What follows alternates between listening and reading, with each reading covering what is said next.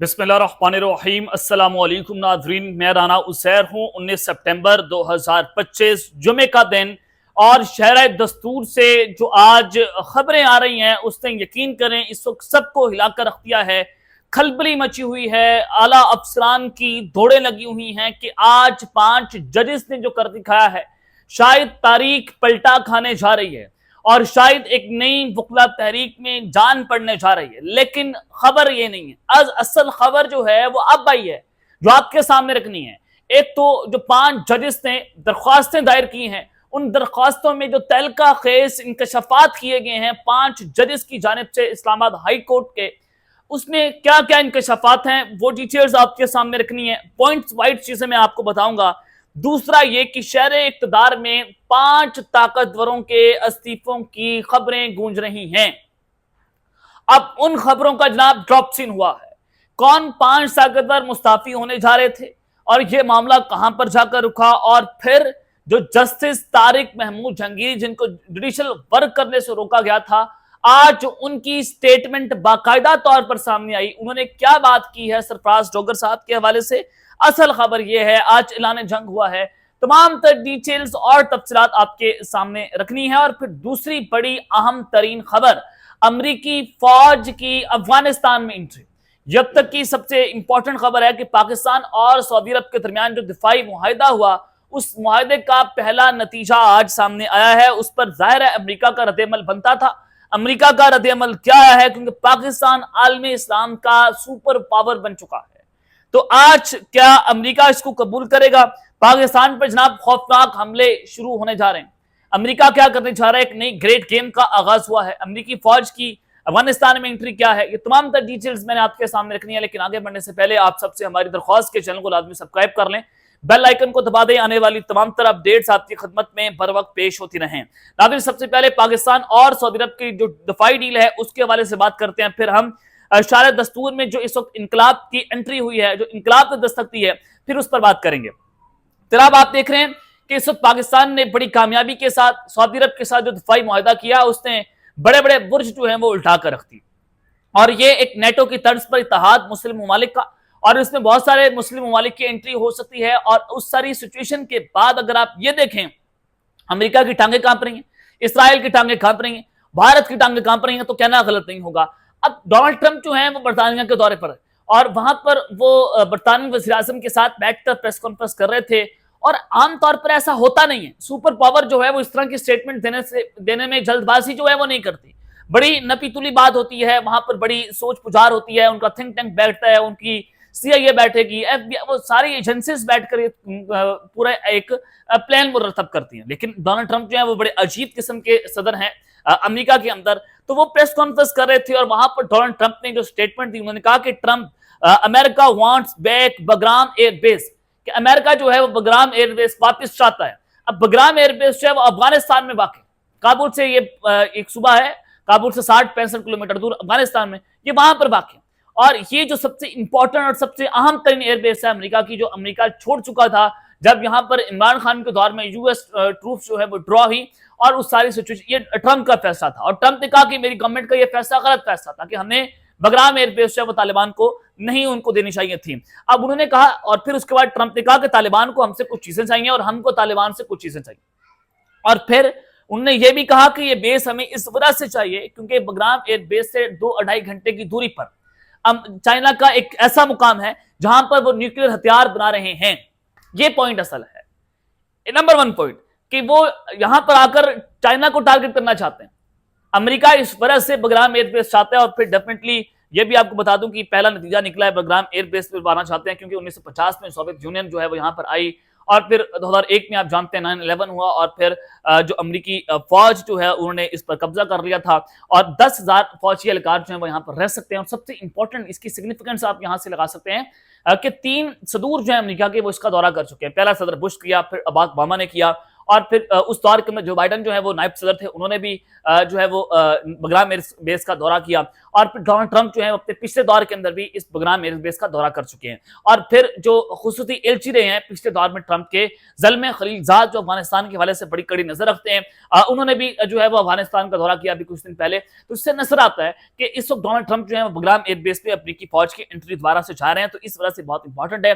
अब ये क्या अब तालिबान जो है बगराम एयरबेस अमेरिका के हवाले करेंगे? सबसे पहला जवाब ये कि इनके मौकफ की तायद नहीं होगी, क्योंकि तालिबान ने जंग लड़ी, तालिबान चाहते थे कि ये हमारा मुल्क है तो इसका कंट्रोल हमारे पास होना चाहिए, किसी अशरफ गनी के पास नहीं होना चाहिए, किसी अमेरिका के पास नहीं होना चाहिए। बहुत बड़ी जंग हुई और वहां इमरान खान के दौर में तालिबान जो है उनके पास ये मामला जो है वो चला गया और अफगानिस्तान पर उन्होंने अपना मुकम्मल कंट्रोल हासिल कर लिया। अब ये उनका मौका गलत साबित हो जाएगा। अगर अमेरिका यहां पर आता है तो जाहिर है बड़े बड़े ग्रुप्स वहां पर खड़े हो जाएंगे, तालिबान की हुकूमत वहां पर कमजोर होगी और दोबारा से अशरफ गनी टाइप वहां पर गवर्नमेंट बन जाएगी। तो इस सिचुएशन को भी अगर आप देखें तो बगराम एयरबेस जो है वो तालिबान कभी नहीं चाहेंगे कि वो अमेरिका को दें। और दूसरी इंपॉर्टेंट बात, चाइना जो है और पाकिस्तान इसमें बहुत अहम है। चाइना चाह रहा है कि वन बेल्ट वन रोड जो BRI उनका इनिशिएटिव है वो अफगानिस्तान को साथ ला रहे हैं। और चाइनीज फॉरेन मिनिस्टर जो है उन्होंने अफगानिस्तान का दौरा किया, पाकिस्तानी फॉरेन मिनिस्टर भी उस वक्त वहां पर गए थे। तो इसके डेफिनेटली असरात पाकिस्तान के ऊपर भी आएंगे।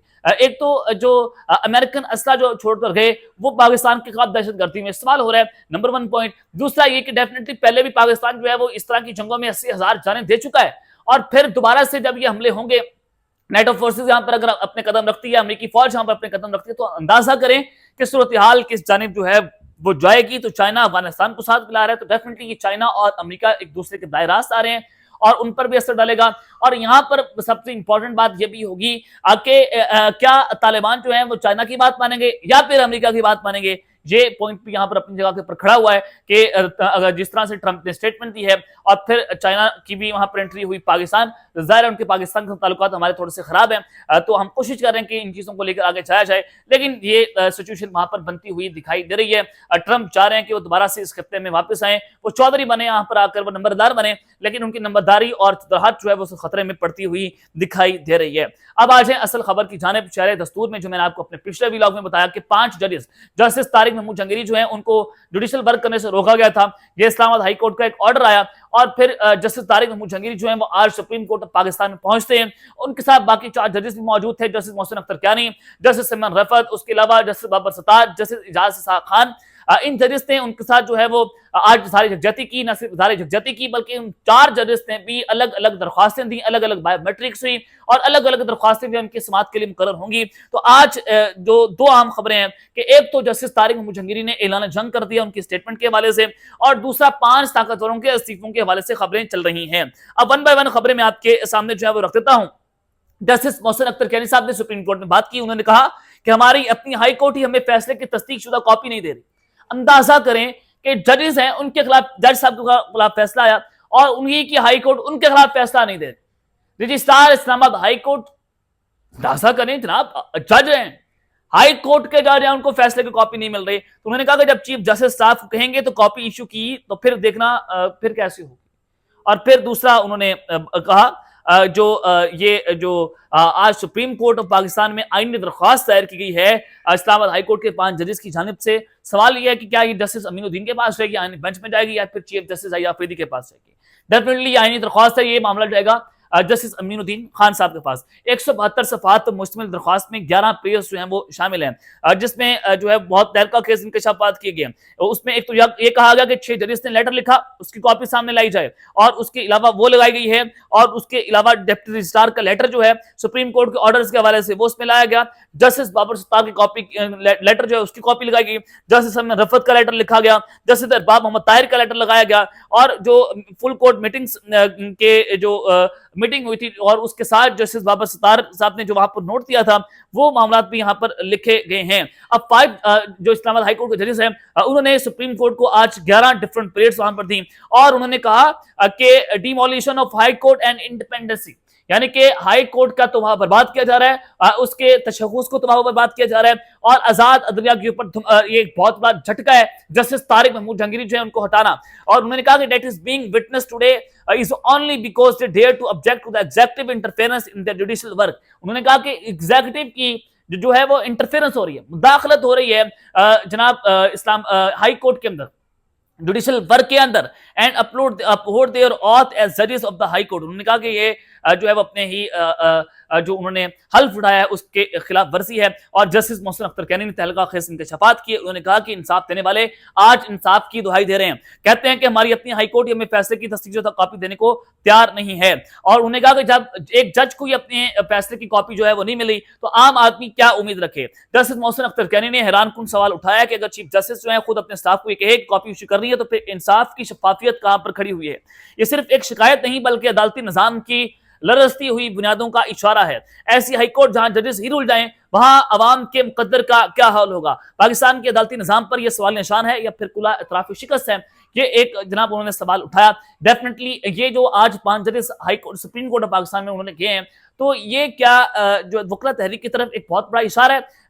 जस्टिस इफ्तिखार चौधरी जो है उनके मुशर्रफ दौर में उनके गिरबान पर हाथ डाला गया था, जो फिर हुआ वो पूरी दुनिया ने देखा, एक तारीख बनी, वकला तहरीक शुरू हुई। तो क्या जस्टिस तारिक महमूद जहांगीरी की बहाली के लिए वकला तहरीक जो है वो शुरू होने जा रही है। तो आज हाईकोर्ट के अंदर भी दंगल लगा रहा और पीटीआई के वकला और बार जो इस्लामाबाद बार का जो सदर है उनके वकला एक दूसरे के आमने सामने थे। वाजिद गिलानी जो है उनको थप्पड़ भी पड़े। तो वो दिलचस्प बात ये कि इस्लामाबाद हाईकोर्ट के जजेस की दरख्वास्तों पर कोई इतराज जो है वो नहीं लगाया जा रहा। ये सहाफी ने सवाल पूछा डायरी ब्रांच के अफसर से और जस्टिस बाबर सितार ने कहा कि कोई बात नहीं, 500 मीटर के फासले पर है, यानी कि हाई कोर्ट और सुप्रीम कोर्ट में जो फासला है वो 500 मीटर का है। इतराज लगा तो दूर करने दोबारा आ जाएंगे। जस्टिस बाबर सितार ने जनाब ये वहां पर जवाब दिया। तो फिर आप ये भी देखें कि एक तरफ जो है वो जज ही अपने चीफ जस्टिस के इख्तियारात को जनाब ललकार दे रहा है। अब ये पाकिस्तान की अदालती तारीख का सबसे अहम तरीन मोड़ इसको कहा जा रहा है।